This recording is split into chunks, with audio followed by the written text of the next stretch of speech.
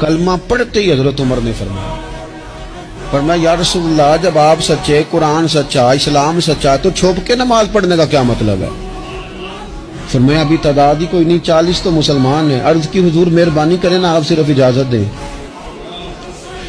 20 لوگوں کی صفیں بنا دی گئیں، ایک صف کے آگے حضرت عمر ہیں، ایک صف کے آگے حضرت امیر حمزہ ہیں۔